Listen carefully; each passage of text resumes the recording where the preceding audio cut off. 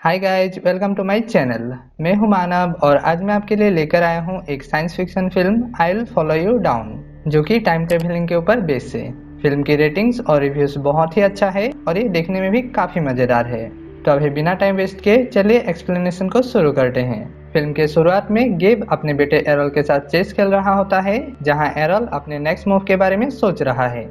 गेब कहता है जल्दी करो, मुझे फ्लाइट के लिए लेट हो रहा है। तभी गेब की वाइफ मरिका आती है और कहती है तुम अगर अभी नहीं निकले तो फ्लाइट को मिस कर दोगे और एरल भी स्कूल के लिए लेट हो जाएगा। ये सुनकर गेब अपना मूव कर देता है और फिर वो सभी एयरपोर्ट के लिए निकल जाता है। दरअसल गेब एक साइंटिस्ट है और उसे किसी काम की वजह से 3 दिन के लिए एक बिजनेस ट्रिप पर प्रिंसटन जाना है।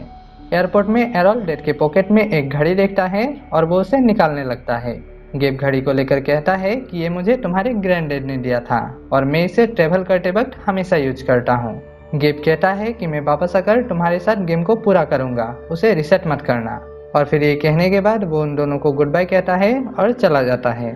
अगले दिन सुबह एरल चेसबोर्ड को देखते हुए अपने नेक्स्ट मूव के बारे में सोच रहा होता है ताकि वो अपने डैड को हरा सके। मरिका दरवाजा खोलती है मिल्स को लेने के लिए और तभी देखती है कि एरल की फ्रेंड ग्रेस आ रही है। और फिर इसके बाद एरल ग्रेस के साथ स्कूल के लिए निकल जाता है। उनके चले जाने के बाद मरिका गेब को फ़ोन करता है पर गेब फ़ोन नहीं उठाता।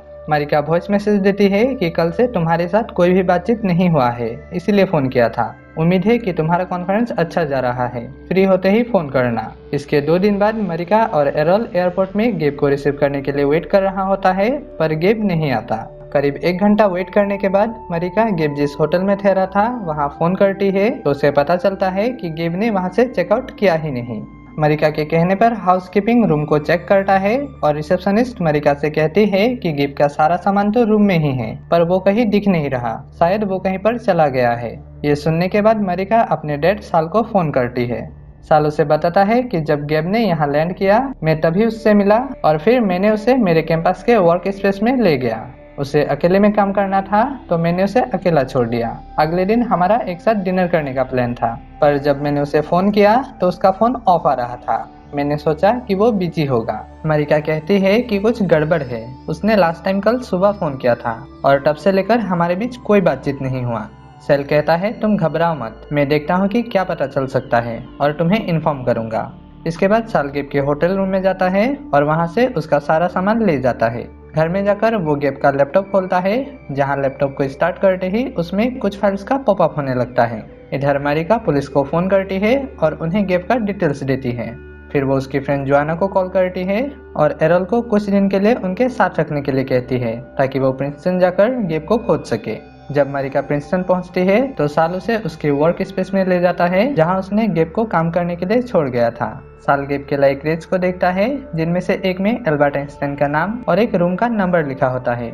वहीं मरिका को डेस्क में गेब की वॉलेट और उसका फोन मिलता है। मरिका कहती है कि हमें अभी के अभी पुलिस के पास जाना होगा और साथ ही गेब जिन लोगों को कैंपस में जानता था उन लोगों से भी बात करना होगा। वो दोनों उन सभी लोगों से पूछताछ करता है पर उनमें से किसी ने भी गेब को इन कुछ दिनों में नहीं देखा था। इससे मरिका थोड़ी निराश हो जाती है। साल कहता है हम उसे ढूंढ लेंगे और फिर मरिका वहाँ से चली जाती है। वो उस कैफे में जाती है जहाँ अक्सर वो गेब के साथ आया करती थी जब वो लोग यहाँ पर काम करते थे। मरिका वहाँ के स्टाफ मेंबर को गेब का फोटो दिखाता है पर वो कहता है कि नहीं, मैंने इस आदमी को यहाँ नहीं देखा। इसके बाद सीन शिफ्ट होता है पूरे 12 साल बाद, जहाँ एरल अब बड़ा हो चुका है और वो और ग्रेस अभी एक रिलेशनशिप में है। एरल ग्रेस के साथ सो रहा होता है और फिर वो उठ के माँ को फोन करता है। मरिका फोन रिसीव नहीं करती तो एरल उसे एक वॉइस मैसेज भेजता है कि मैं बस आपकी खबर ले रहा था कि आप कैसे हो, उम्मीद है आपका लेक्चर अच्छा गया होगा, मैसेज मिलते ही फोन करना। कुछ देर बाद मरिका की मैसेज आता है कि लेक्चर बिल्कुल ठीक गया, तुम सो जाओ, सुबह मिलेंगे। इधर मैसेज करने के बाद मरिका फ़ोन को रख देती है और उसे देखकर लगता है कि वो डिप्रेस्ड है। सुबह एरल मॉम के लिए ब्रेकफास्ट बनाता है और फिर उसे जूस देते हुए वो पूछता है कि आज आपका कोई क्लास नहीं है। मरिका कहती है मैंने आज छुट्टी ली है क्योंकि आज मुझे बहुत थकावट महसूस हो रही है। फिर वो कहती है कि MIT से एक और लेटर आया है, क्या तुमने अभी तक इसे एक्सेप्ट नहीं किया? इस पर एरल कहता है कि मुझे नहीं करना है, वैसे डॉक्टर वोंग के ऑफिस से एक मैसेज आया है, क्या आपने पिछले हफ्ते का अपॉइंटमेंट मिस कर दिया है? मरिका कहती है कि अब से मैं डॉक्टर वोंग से नहीं मिलूंगी और मैंने दवाई लेना भी बंद कर दी है क्योंकि पिल्स मुझे सुन्न कर देती है। मैं खुद को महसूस करना चाहती हूँ। इसके बाद हम साल को देखते हैं जो किसी तरह के मशीन के ऊपर काम कर रहा है। फिर इसके बाद वो क्लास में जाता है और एक क्वेश्चन को बोर्ड में लिखकर क्लास को उसका जवाब देने को कहता है। कोई भी स्टूडेंट जवाब नहीं दे पाता। तभी एरल भी क्लास में आ जाता है, जिसे देखकर साल कहता है अभी तो सिर्फ 2 मिनट बाकी है, इससे अच्छा तो ना ही आते। और फिर वो एरल को उस क्वेश्चन का आंसर बोलने को कहता है। एरल उस क्वेश्चन को देखता है और कहता है कि ये अनसॉल्वेबल है, यहाँ पर एक ज़्यादा वेरिएबल है, इसे सॉल्व करने के लिए हमें एटलीस्ट जेड का वैल्यू जानना होगा। क्लास खत्म हो जाता है और साल एरल के साथ बात करने के लिए उसे रोक लेता है। साल कहता है कि तुम क्लास में अटेंड नहीं होते, पूरे टाइम अपने गर्लफ्रेंड के साथ बिताते हो, मेरा दिया एक भी असाइनमेंट नहीं करते, पर फिर भी हर एग्जाम में तुम A+ लाते हो, यहाँ तक कि प्रॉब्लम को देखते ही झट से उसका सलूशन बता देते हो। कैसे? एरल कहता है मैंने बस ये कर दिया, मुझे दिख जाता है कि प्रॉब्लम किस पॉइंट पर है, यहाँ हमें जेड वैल्यू जानना होगा, नहीं तो इस प्रॉब्लम का कोई सलूशन नहीं है। इसके बाद साल कहता है कि मुझे तुम्हें कुछ दिखाना है, ये लैब में है, और वो एरल को लैब में ले जाता है। लैब में जाने के बाद साल कहता है जो मैं कहने जा रहा हूँ उसे ध्यान से सुनना, और मैं चाहता हूँ कि तुम बिल्कुल ओपन माइंडेड रहो। जैसा कि तुमने बचपन में सुना होगा, स्ट्रिंग थ्योरी के हिसाब से पैरेलल यूनिवर्स मौजूद है और हम उनमें से ही एक में हैं, और हम हमेशा समय के साथ आगे की ओर बढ़ते रहते हैं। अब जब तुम्हारे पिता प्रिंसटन के लिए निकला, मुझे लगता है कि उसने कोई तरीका ढूंढा समय के आगे और पीछे जाने के लिए। उसने एक वर्म होल को स्टेबलाइज किया और उसके एक छोर को पास्ट की ओर मूव कर दिया और फिर वो पास्ट में चला गया। और ये कहने के बाद साल एरल को वो एक्सेलरेटर दिखाता है जो उसे उस रूम के एक बॉक्स के अंदर से मिला था। वो कहता है कि ये सब इस बॉक्स में 54 साल तक पड़ा था। इसमें वो लास्ट कोऑर्डिनेट्स है जहां मेरे हिसाब से तुम्हारे डैड गया है। जीपीएस कोऑर्डिनेट के हिसाब से ये मुझे 19,655 दिन बाद मिला है। मैं सालों से इसके ऊपर काम कर रहा हूँ, पर इसके कुछ पार्ट्स मिसिंग हैं और तुम्हारे डैड के नोट्स के बिना शायद मैं इसे नहीं कर पाऊंगा। तुम्हारे पिता प्रिंसटन आया, इन सभी इक्विपमेंट्स को कनेक्ट किया और 1946 में चला गया। उसके साथ जरूर कुछ हुआ होगा, नहीं तो वो वापस आ जाता। एरल कहता है ये कैसे पॉसिबल है? साल कहता है मुझे यही जानना है, पर मैं कोई स्पेशलिस्ट नहीं हूँ, मैं क्वांटम मैकेनिक्स के बारे में ज़्यादा नहीं जानता, इसीलिए मैं चाहता हूँ कि तुम इसमें मेरी मदद करो। एरल कहता है ग्रैंडपा इसका कोई भी प्रूफ नहीं है। साल कहता है प्रूफ है, और वो उसे कुछ पुराने लेटर्स दिखाता है और कहता है कि इसका हैंडराइटिंग और यहाँ तक कि इसमें यूज किया गया इंक भी बिल्कुल सेम है और ये हैंडराइटिंग तुम्हारे डैड की है। साल कहता है मैंने उसके रिसर्च नोट्स को पढ़ा है और इससे मुझे पता चला है कि वो आइंस्टाइन से मिलना चाहता था। मुझे पता है मैं तुमसे बहुत कुछ करने को कह रहा हूँ, पर अगर ये काम कर गया तो सब कुछ करेक्ट हो जाएगा। ये सब सुनने के बाद एरल कहता है कि डैड को भुलाने के लिए माँ आज तक स्ट्रगल कर रही है। ग्रैंडपा ये बस एक फैंटेसी है, आप प्लीज मॉम से इसके बारे में बिल्कुल मत बताना। और ये कहकर वो वहाँ से चला जाता है। वो जाकर ग्रेस से मिलता है और 2 मिनट लेट होने की वजह से उसे सॉरी कहता है और वो लोग बातें करने लगते हैं। रात को मरिका, साल और मरिका के 2 स्टूडेंट्स डिनर कर रहा है और उसी वक्त एरल ग्रेस के साथ बाहर जाने के लिए मॉम को गुड बाय कहने आता है। साल एरल के साथ अकेले बात करने चला जाता है और उसे उसके साथ काम करने के लिए मनाने लगता है। एरल कुछ नहीं बोलता। डिनर के बाद साल और वो स्टूडेंट्स चले जाते हैं और एरल भी जाने लगता है कि तभी मरिका उससे पूछती है क्या तुम कभी भी अपने डैड के बारे में सोचते हो, क्योंकि हम उनके बारे में कभी भी बात नहीं करते। एरल कहता है इसकी कोई जरूरत नहीं है। मरिका कहती है पर आज मैं करना चाहती हूँ, आज एयरपोर्ट में मुझे उनका याद आने लगा। इस पर एरल पूछता है क्या ग्रैंडपा ने तुम्हें कुछ बताया है?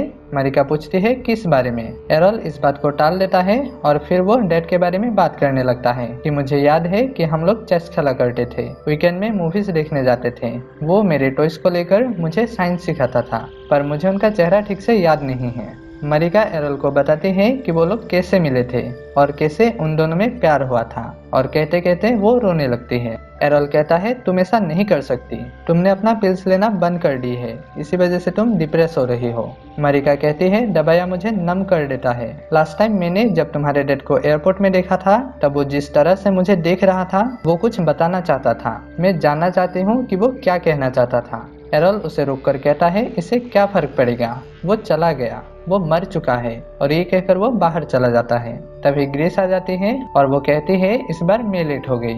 एरल कहता है मैं नहीं जा सकता, मैं माँ को अकेला नहीं छोड़ सकता। तुम्हें पता है मैं MIT क्यों नहीं जाना चाहता? क्योंकि मैं उसे अकेला नहीं छोड़ सकता। मरिका उन दोनों की बातें सुन रही होती है। ग्रेस एरल का सिचुएशन समझ पाती है और कहती है हाँ ठीक है कोई बात नहीं, और फिर वो चली जाती है। एरल अंदर जाता है और देखता है कि उसकी माँ सो रही है और वो भी सोने चला जाता है। सुबह जब वो मॉम को उठाने जाता है तब देखता है कि माँ की सांस नहीं चल रही, और जब वो टेबल की तरफ देखता है तो उसे पता चलता है कि माँ ने बहुत सारी स्लीपिंग पिल्स खा ली है। वो तुरंत एम्बुलेंस को फोन करता है और उसे हॉस्पिटल ले जाता है, लेकिन तब तक बहुत देर हो चुका था। फिनरल के बाद एरल जाकर साल से मिलता है और उससे पूछता है ग्रैंडपा, जो कुछ भी आपने कहा था क्या उसमें थोड़ी सी भी सच्चाई है? अगर है तो मुझे भी रिसर्च में शामिल कर लीजिए। और फिर इसके बाद वो साल के साथ उस मशीन के ऊपर काम करने लग जाता है। साल उसे इस बारे में किसी से भी कुछ भी नहीं बताने को कहता है। एरल अपना पूरा ध्यान बस उस काम के ऊपर ही लगा देता है। जब ग्रेस उसके जीएनआर असाइनमेंट के सक्सेस होने पर सेलिब्रेट करने की बात कहता है तब एरल कहता है कि उसे लैब में कुछ काम करना है। ग्रेस के पूछने पर वो कहता है कि वो ग्रैंडपा के साथ वर्म होल थ्योरी के ऊपर कुछ काम कर रहा है। इस पर ग्रेस को थोड़ा शक होता है। खैर इसके बाद एरल लैब में चला जाता है और काम करते हुए साल से पूछता है ग्रैंडपा, अगर डैड ने टाइम मशीन बना ही लिया था तो उसे आइंस्टाइन से मिलने की क्या जरूरत था? साल कहता है मुझे नहीं पता, पर जरूर कुछ ना कुछ इम्पोर्टेंट होगा। रात में एरल और ग्रेस का एक साथ डिनर करने का प्लान था, पर एरल नहीं आता। अगले दिन एरल एक न्यूज आर्टिकल देखता है जिसमें 1946 में एक अनजान शख्स को लूट के इरादे से मार दिया गया था। एरल उस फोटो को जूम करके देखता है तो वो देख पाता है कि उस शख्स के पास वैसा ही गाड़ी था जैसा कि उसके डैड के पास था। अगले दिन ग्रेस वर्महोल के बारे में सर्च कर रही होती है कि तभी वो दौड़ के वॉशरूम जाती है और उल्टी करने लगती है। इधर लैब में साल और एरल उस मशीन को बना रहा होता है जिसमें एरल कहता है कि ये बहुत ही डेंजरस है, अगर ये काम कर भी जाए तो भी मेरे डैड मारा गया था। तभी ग्रेस आती है और उसके पूछने पर एरल कहता है कि हम एक एक्सपेरिमेंट के ऊपर काम कर रहे हैं। ग्रेस पूछती है क्या ये वर्म होल के जरिए पास्ट में जाने के बारे में है। फिर इसके बाद वो दोनों बेंच में बैठा होता है जहां एरल ग्रेस को वो न्यूज आर्टिकल दिखाता है और कहता है कि मुझे 1946 में जाकर इसे रोकना होगा। मुझे पता है इस पर बिलीव करना बहुत ही मुश्किल है और इसीलिए मैंने तुम्हें नहीं बताया। ग्रेस थोड़ी परेशान हो जाती है और फिर वहां से चली जाती है। एरल जाकर साल से पूछता है कि आपने मॉम को इसके बारे में क्यों नहीं बताया। इस पर साल कहता है क्योंकि मैं इस बारे में श्योर नहीं था और मैं उसे झूठा उम्मीद नहीं देना चाहता था। उसे आगे बढ़ने की जरूरत थी, लाइफ को एंजॉय करने की जरूरत थी। रात को डिनर के वक्त ग्रेस पूछती है अगर ये काम कर गया और अगर तुम्हारे डैड 2000 में वापस आ गया तो हमारी लाइफ का क्या होगा? क्योंकि मैं तुमसे अट्रैक्ट हुई थी जब तुम पहली बार मेरे घर में रुके थे और ये तब हुआ था जब तुम्हारी माँ तुम्हारे डैड को खोजने प्रिंसटन गई थी। एरल कहता है हम उससे पहले ही एक दूसरे को जानते थे और हम फिर से एक साथ होंगे। इसके बाद वो दोनों बेडरूम में एक रोमांटिक टाइम स्पेंड कर रहा होता है। तभी ग्रेस एरल के ट्राउजर को फेंकती है जो जाकर चेसबोर्ड में लग जाता है। इसे देखकर एरल तुरंत उठता है और उसे वापस से रीसेट करने लगता है। इस पर ग्रेस को गुस्सा आ जाती है और उन दोनों में बहस हो जाता है।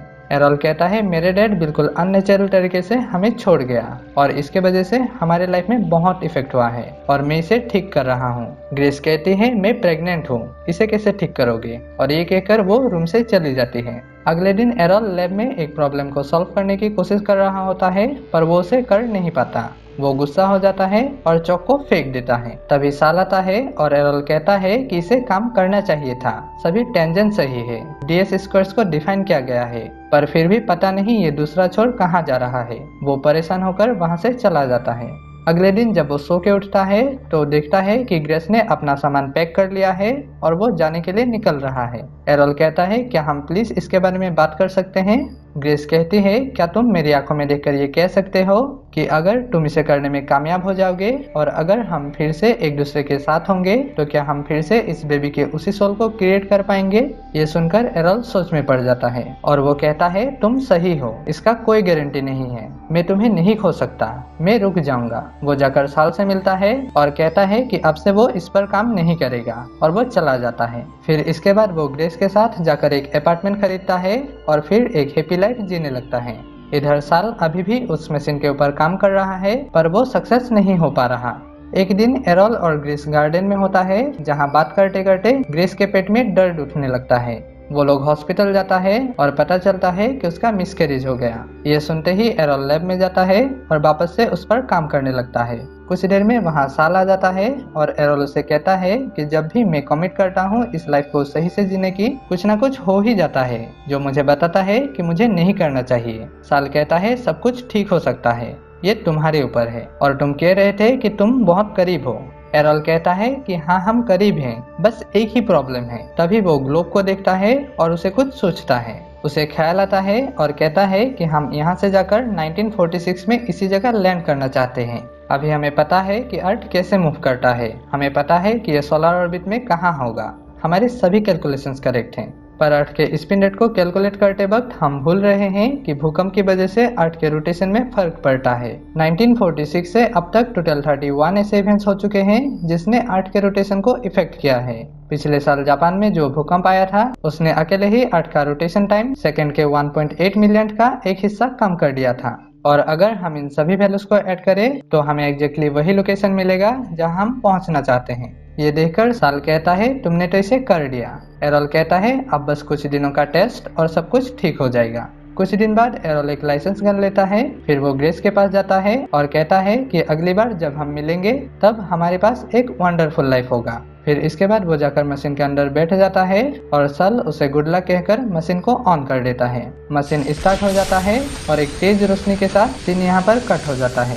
कहानी अभी 12 साल पहले दिखाया जाता है गेब के नजरिए से कि वो एयरपोर्ट में मरिका और एरोल को गुड बाय कहकर जाने लगता है जहाँ वो कुछ परेशान रहता है। फिर इसके बाद वो प्रिंसटन में जाकर साल से मिलता है और फिर वो दोनों उसके वर्क स्पेस में चला जाता है।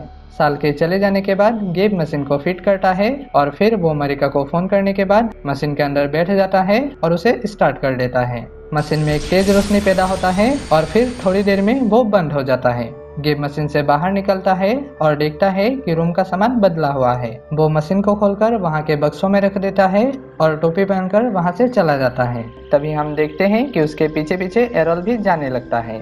गेब बाहर निकलता है और लोगों को देखकर वो समझ जाता है कि वो वाकई में पास्ट में आ गया है। वो सीधा एल्बर्ट आइंस्टाइन के अपार्टमेंट में जाता है जहाँ दरवाजे पर एक औरत कहती है कि वो वॉक पर गया है। इसे सुनकर गेब उस कैफे में जाता है जहाँ वो मरिका के साथ आया करता था। इधर एरोल भी उसका पीछा करते करते उस कैफे में चला जाता है। वहाँ वो गेब से बात करना शुरू करता है और बातों बातों में गेब जान पाता है कि वो एरोल है। वो दोनों वापस रूम में जाता है जहाँ एरोल गेब को वो चार्ट दिखाता है जिसमें इन 12 सालों में उसके फैमिली के साथ जो कुछ भी हुआ वो सब लिखा होता है। गेब के पूछने पर एरोल उसे आर्टिकल दिखाता है और कहता है कि आज रात को कोई लुटेरा आपको मार दिया था। एरोल कहता है कि आप सब कुछ वापस से ठीक कर सकते हैं, बस आप अभी कभी वापस चले जाइए। गेब कहता है हाँ मैं वापस जाऊंगा, पर पहले मुझे आइंस्टाइन से मिलना है ताकि वो इस मशीन को सही से यूज करने के लिए पैरामीटर सेट करने में मेरी मदद करे, जैसा कि उसने एटॉमिक बॉम्ब के साथ किया था, इसीलिए मैं यहाँ आया हूँ। एरोल कहता है कि कोई पैरामीटर्स नहीं है, आइंस्टाइन एटॉमिक बॉम्ब का यूज करने के खिलाफ था, इसलिए आप अभी के अभी वापस जाइए और इस मशीन को भी डिस्ट्रॉय कर दीजिए, क्योंकि अगर ये किसी गलत इंसान के हाथ में लग गया तो तबाही मच जाएगा। और मुझे लगता है आइंस्टाइन भी आपसे यही कहेगा, आपने कहा था कि आप मॉम और मुझसे प्यार करते हैं। गेब कहता है सबसे ज्यादा। एरोल कहता है तो आप अभी के अभी वापस चले जाइए और ये याद रखिए कि आपके चॉइसेस की वजह से आपका बेटा क्या बन गया। और इसे कहते ही वो गन निकालता है और खुद को शूट कर लेता है। गेब उसे पकड़कर रोने लगता है और फिर वो चार्ट को देखता है जिसमें ये लिखा होता है कि डेड को ढूंढने के बाद एरोल उसको शूट कर देता है। सीन यहीं पर कट हो जाता है और अगले सीन में हम देखते हैं कि गेब वापस आ गया है। मरिका दरवाजा खोलती है और उसे देखकर कहती है तुम तो जल्दी आ गई, क्या हुआ? गेब उसकी बेटे की तरफ देखता है और फिल्म यहीं पर खत्म हो जाता है। सो आई होप कि आपको ये एक्सप्लेनेशन पसंद आया होगा। तो चैनल को सब्सक्राइब करना ना भूलें और मैं मिलूंगा आपसे अगले वीडियो में। बाय।